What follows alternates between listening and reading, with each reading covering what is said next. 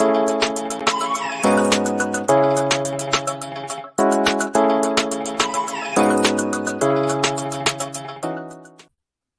tardy. I'm so sorry. I'm late. The other show that I was doing ran over, so I really apologize. But either way, welcome. My name is Jessica, and you can follow me on Twitter at It's Jessinho. And this is going to be a new series that I'm doing over the off season for Premier League transfer news.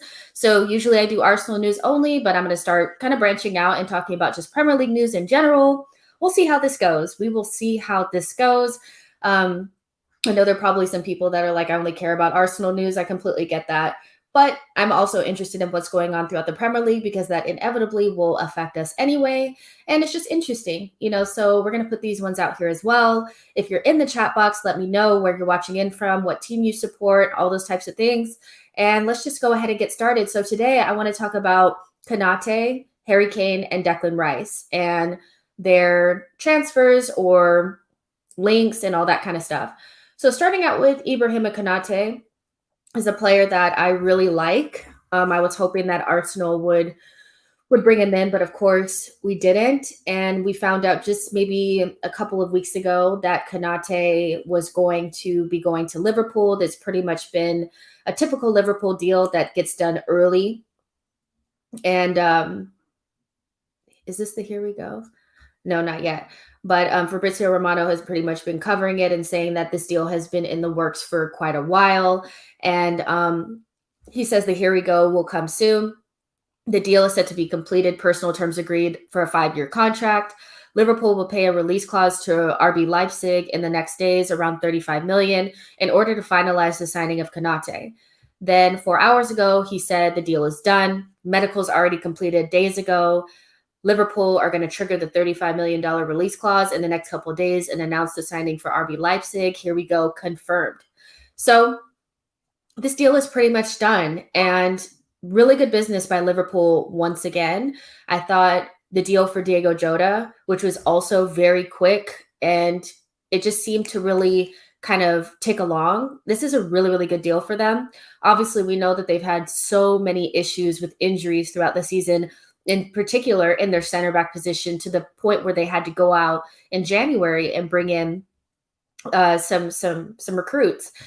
But those signings didn't really work out for them. I would say that Kabak and Nat Phillips were okay, but they kind of left a little bit to be desired in terms of, when you go from Virgil van Dijk to Kabak, it's such a swift decline, so bringing somebody of Konate's quality will really, really help them.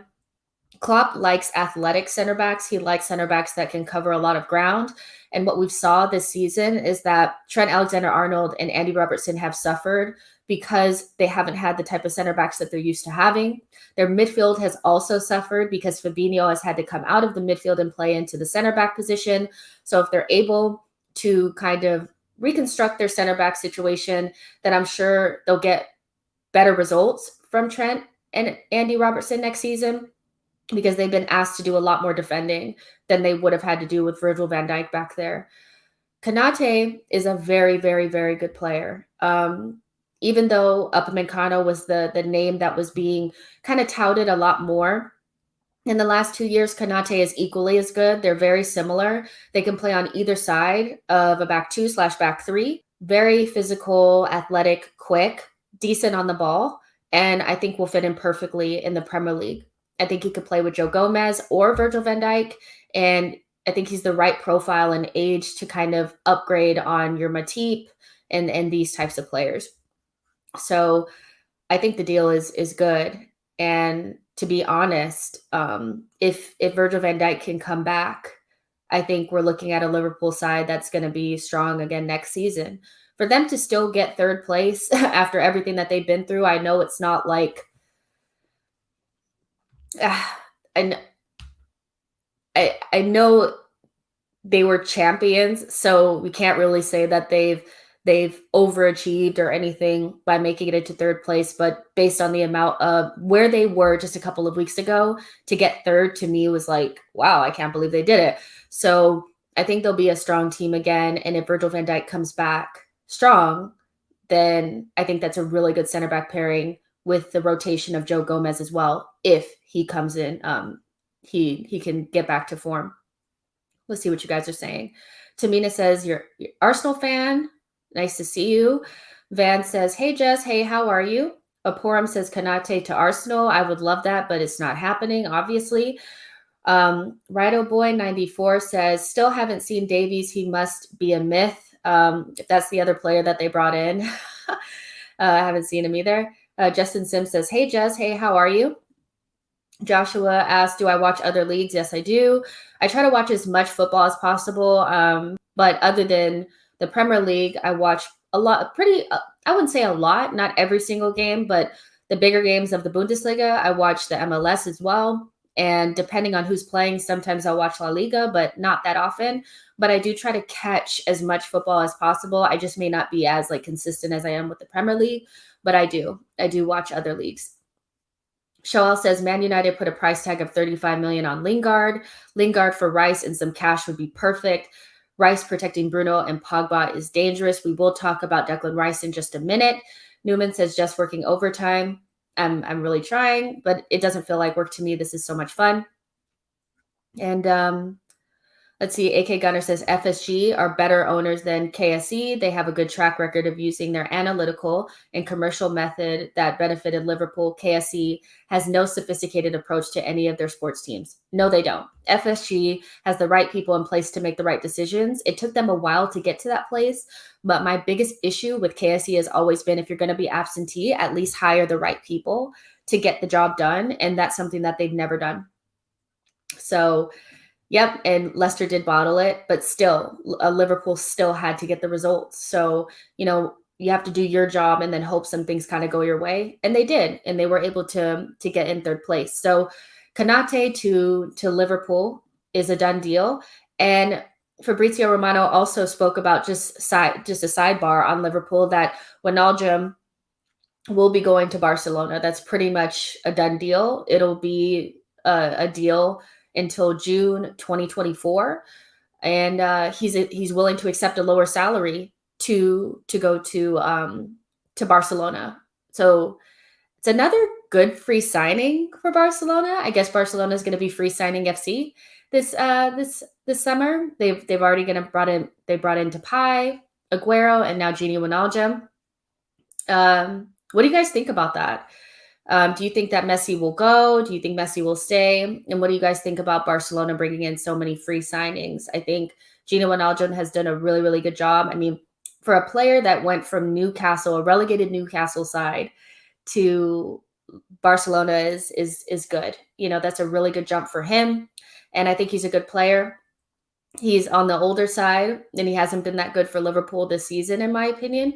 But I think this is a good move for him in his career, and hopefully that'll help Barcelona. I do think that Koeman will get sacked. I mean, he hasn't really added much, has he? All right, so let's move on to Harry Kane. So his transfer saga has started, and although I do believe that he wants this move to happen quickly, I don't think it'll happen as quickly as he wants it to, because it's a big deal. It's a really big deal. The transfer fee set for him has said to be higher than 100 million or the 150 or 120 that has already been spoken about. So when we're talking about transfers of this size, I cannot see it being done quickly, because none of the places that he wants to go or can go to is a perfect fit. He says he wants to stay in England, so that would take away his opportunities to go to a Real Madrid or a PSG.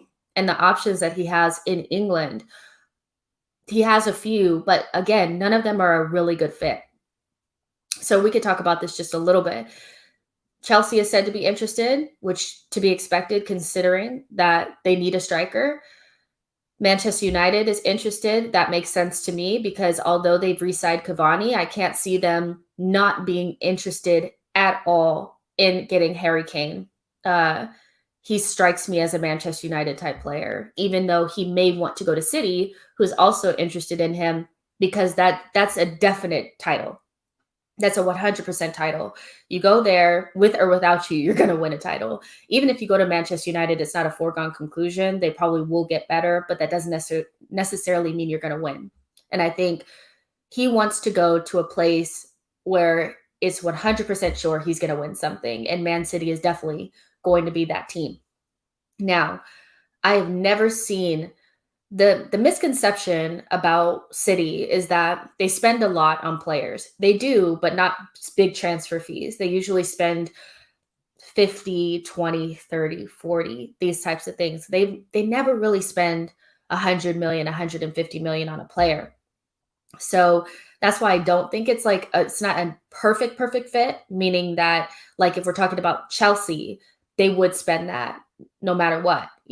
That's what they do. Manchester City is a lot more economical with their money, and they try to spend they try to get good deals. Harry Kane at 28 years old ish with some dodgy injury record is not necessarily perfect, but I think based on what they already kind of have in place, if they just add him in, he can replace Aguero, and that could be a good move for them as well. And I think Harry Kane going to Manchester City from an Arsenal perspective is probably the best possible. I don't really think of City because they're so far ahead of us. If they got Harry Kane, it wouldn't really matter to me. If they went to Chelsea, that would suck. If he went to Manchester United, that would suck.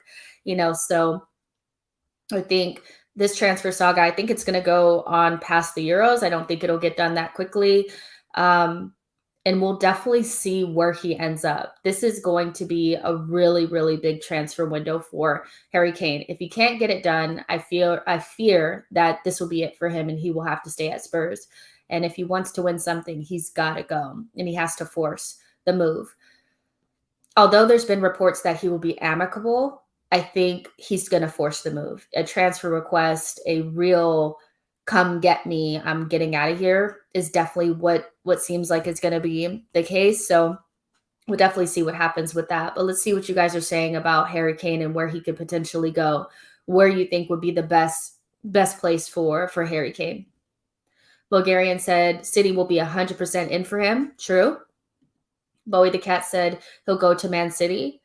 I think he wants to go to Man City, but is Man City going to pay 150 million plus for Harry Kane? That's where I'm not 100% sold on it. I'm not, because they're already the best team. They need a striker, but do they need 28-year-old Kane at 150 million? I'm not sure. And I don't think Levy is going to accept anything under that. And I don't think he's going to accept a bunch of installments either. Maverick says, I think Kane is the missing piece in the City team. Yo-Yo says, Kane is doing this as a power move to force Spurs decision makers. He's going nowhere. So you're saying that you think that he's using this to get them to maybe hire a good coach and to rebuild the squad quicker because he's forcing, he's trying to force them into doing the right thing by saying that he'll leave. That's an interesting way of thinking about it. I didn't really think about it that way. I think he actually really wants to go. Maverick said City needs a striker and he'd be the perfect replacement for Aguero. There is a spot for him if he wants to go. Whereas like at Manchester United, there's not really a spot for you. When you spend the money on Cavani and you give him a new contract, are you really going to sign Kane and kind of ruffle the feathers of Cavani like that? I'm not really sure. Bulgarian says, Maverick, didn't you hear Pep? Sergio can't be replaced. He's so nice. Not making fun here, FYI. Rodeo Boy says Diaz might be their biggest transfer. I think he is. And what did he come out to be like 60-something, 68-something million? I've never seen them spend that type of money on a transfer. And to do that with Harry Kane seems like a risk.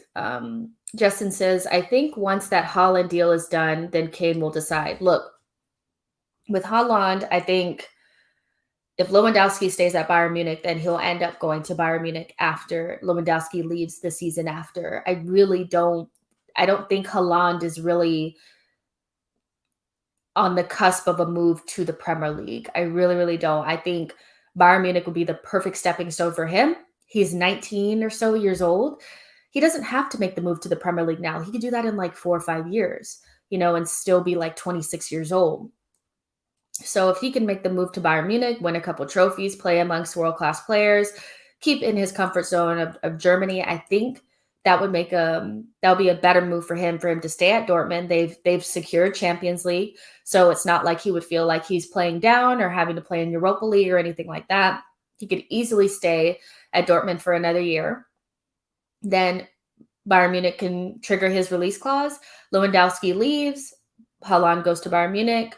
And I don't think Haaland's future is really going to change Kane's future. I really don't. I think Kane's whole thing is anybody going to pay that amount for Kane? You know, I'm not sure. I'm really, really not sure.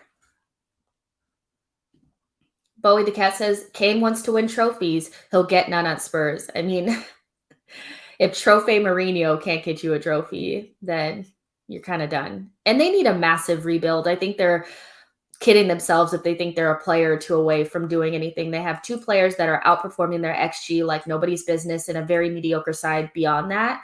And they don't have a world-class manager. So they're further off than I think they are. Bulgarian says Roberto Martinez is rumored candidate for the Spurs job today. It's laughable. Roberto Martinez, I mean, he's an okay coach, but I think he's a national team coach. I think he's been most successful in that environment. So if he goes to Spurs, that would be a very Spursy type appointment, in my opinion. Let's see. Abdallah says, people smash the like button, subscribe if you're new. Let's get Jess up to 75 likes for the stream. That would be nice, you guys.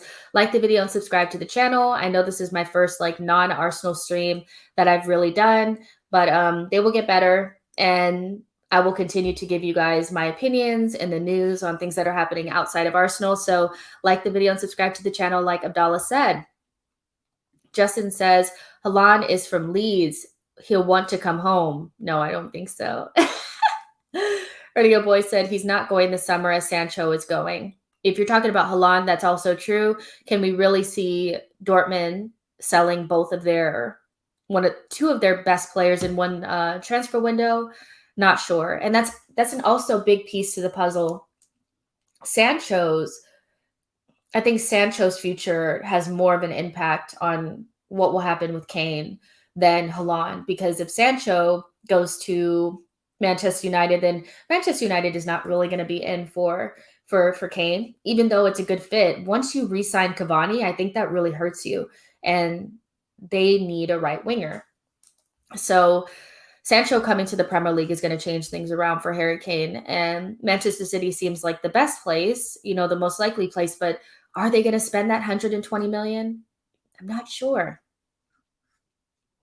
So let's see. Maverick says you've made a good point. Looking at the clubs and what the pandemic has done, I really don't expect Neymar or Coutinho deal, kind of like that kind of deal happening. I mean, it's going to take 150 something million, to get Harry Kane out of Spurs. And we're not talking about spread over 5 years or 10 years or whatever. We're talking about a big chunk of money up front. And Manchester City has been really, really smart. They've had some duds. Not every single transfer has worked out, but more likely, I mean, they fit the right profiles. They've spent the right amount of money. So I can't really see it, even though it's the most likely. But we'll see what happens, because if he stays at Spurs, I mean, that would be, he's not winning anything there, is he? Let's see. Stuart says, everyone waits for a big deal to go through and then begins the domino effect. So this is going to be a big summer. I think even though it may not be a Neymar to PSG type of summer, I do think there's going to be a lot of really smart deals done. There's a lot of players that are going to be on reduced fees because they were unable to be sold the summer prior because of the pandemic. There's going to be a lot of players that people are trying to get rid of. And there's big players looking for moves. Sancho, Kane, Mbappe, potentially. There's players that are looking for big moves, so I think it's going to be a big summer. It's also going to be a big summer for management. You have, Hansi Flick leaving Bayern Munich. So now we're going to see Nagelsmann's Bayern Munich. That's going to be an interesting move for him. Marco Rosa at Borussia Dortmund. That should make a difference. We're going to see who's going to end up with the Crystal Palace job. That could potentially be Lampard. who's going to end up at Spurs. There's a lot going on, so it's still a big summer, even if we don't see like in a Neymar type of big deal. All right. So let's talk about Declan Rice. If you guys don't know, I have an agenda against Declan Rice. No, I don't. I don't really see it. I can't see it. Maybe I'm blind, but I just don't think the guy is that good. I don't. I think he's one of those typical British kind of players that are overrated. And you can look in Europe and see so many other players in that same position, that DM position, that could probably give you just as much as, if not more. You take somebody like Samare. He's not acclimated to the league, but I think he has just as high of a ceiling as Declan Rice, and would cost you a fifth of what it's going to take to get Declan Rice at your team. West Ham wants $90 million for Declan Rice. And I get that it's probably because they're not forced to sell. But anybody who spends $90 million on Declan Rice is out of their freaking mind. I don't see it. It just doesn't make sense. So I don't think he's worth $90 million, but I think he's probably looking for a move. He could stay at West Ham. They have Europe now, so it's not like he'd be missing out on European football or anything like that. But I think he probably wants to make a big move now because he's a hot topic. He's somebody that people really view as the future of the DM position, probably for England and for the Premier League. So I see him on the cusp of a big move. Now let's talk about who could use the DM. Manchester United and Chelsea can both use the DM. They really, really could. Both teams could. Who would be the better fit? I think he would fit in better. He probably wants to go to Chelsea, but I could see him fitting in really well at Manchester United. They like British players. They spend the money. They spend way too much on Harry Maguire, so I could see them doing the same for Declan Rice. And just like somebody said earlier, having him with Pogba and Bruno gives you the perfect balance in your midfield. It really, really does. And I think he can cover the back four by himself. He can also play as a center back, and he's young. And that fits in with the profile for Manchester United. They have a lot of young English players in their team. I think that's where he should go if he wants a big move this summer. But with Manchester United going after Sancho and them having to spend maybe $60 million on him, are they going to spend $90 million on Declan Rice as well? I think Manchester United have one big summer signing and a couple of smaller ones. Sancho would be their commercial signing. They're really big signing. They're guy that they're going to sell all the jerseys for or all the kits for. Declan Rice would cost more than Sancho. So would they bring him in as well? I'm not sure. They've already kind of sorted their striker position, and they also need a center back. They're in for Varane. Varane would cost about $40 million, I think. So I think Manchester United would be a good move for him, probably the right move for him. But is it likely? I'm not sure. Now, Chelsea, they would spend that $90 million on Declan Rice, but do they actually need him? Do they actually need him? They still have Konate. They can use him for another year. They could potentially get him as well. So you guys let me know in the chat box if you think Declan Rice is overrated, and where do you think he should go this summer, or if you think the move will happen. It may not happen. I mean, West Ham does not have to sell, and they are building something. They're going to potentially bring in Lingard, maybe another signing or two. And if you can keep Declan Rice, I mean, we're looking at a team that could potentially get Europe again, if they're able to perform at the same level. So what do you guys think? Personally, I wouldn't pay more than $40 million for Declan Rice. And that's with the English tax. I think the guy's average. I don't think he's that good, but hey, what do you guys think about Declan Rice? Abdallah says, question for Jess, if Declan Rice isn't worth $90 million, how much is Christian Pulisic worth? That's a tough question. He's brittle, and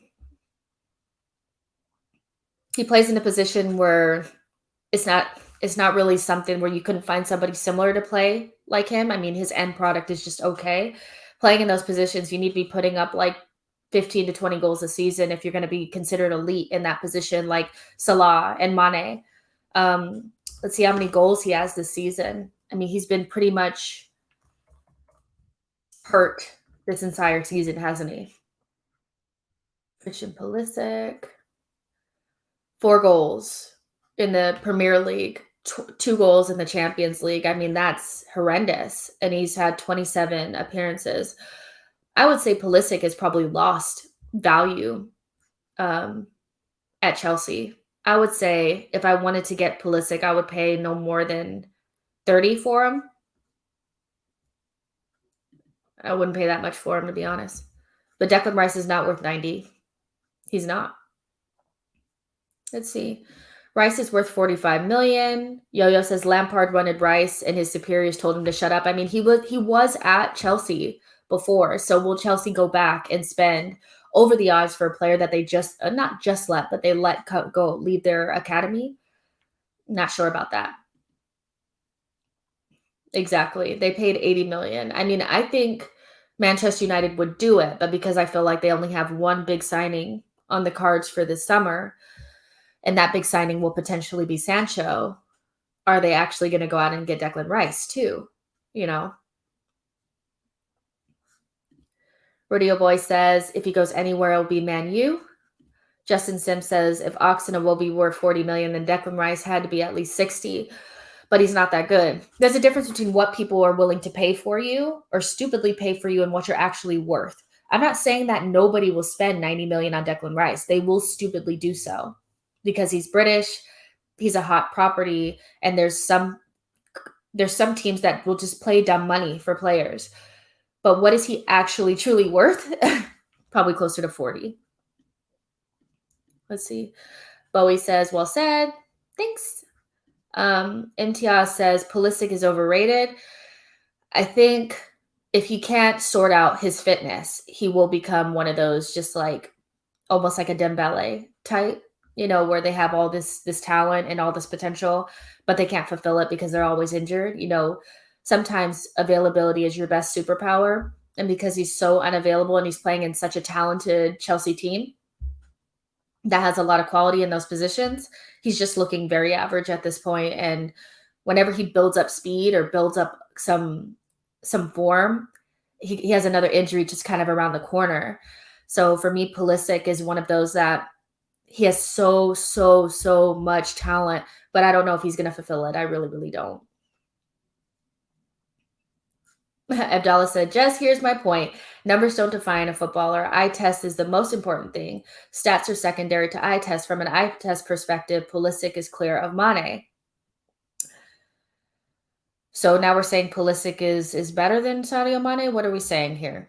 But first we were talking about Declan Rice. Now we're talking about Sadio Mane. Look, for me, where I stand on Declan Rice is I know somebody will stupidly pay 90 million probably this summer to get him because he's hot. He's hot. He'll play in the Euros. He'll make the Euro squad, maybe have a good tournament, and bam, somebody will pay 80 million over the odds for him. But he's probably worth about 40. Pulisic, if you're not available, you can't be worth much. Availability is important. Potential is also important, but statistics are important, what you actually done. So he can still become a really good player. But I mean, you're saying eye test is most important, but I can't really say that. Is eye test most important, or is actually the numbers that you put up, is that most important? I think numbers are more important. We're talking about players in forward positions, assists and goals are all that really matters. So if it looks ugly, but you're still putting up more numbers, I mean, Mane is clear of Pulisic. What do you mean? Abdallah, explain yourself. Explain yourself. You can't be saying that Pulisic is clear of Mane when Mane is clear of Pulisic. MTR says, Grealish, Basuma, and Awa would be a great window, I guess, for Arsenal. Save the money and leave Cedric and Chambers as our right back. I mean, I can't disagree, but I think we're going to spend some money on a right back or a right-sided center back this window. But yeah, Maverick says Declan Rice is overrated, period. He isn't worth 90 million. He's definitely not. Abdallah says, here's an eye test for you. Willian has scored more goals in the Champions League than R9, but who's better? My goodness. Come on now. Now we're just out in we're in the wilderness now with Abdallah in his eye test. AK Gunner says Mane is in a different league compared to Pulisic. Mane is clear. Exactly. So that's it. These are going to be a lot shorter. We're just going to talk about the news and all that kind of stuff. Tomorrow, same thing. Hopefully we'll be able to do it a little bit earlier. I know my last stream really went over and it really shouldn't have. So let's just say 5:30 p.m. UK time, Premier League news, live Q&A-ish style. And on Wednesdays, it'll be a call-in show. So that's tomorrow. So tomorrow's will actually be call-in. So be here tomorrow at 5:30 and we'll talk about more news because this is going to be a crazy summer. So like the video, subscribe to the channel. I will talk to you guys soon. And yeah, see you on the next one. Bye, guys.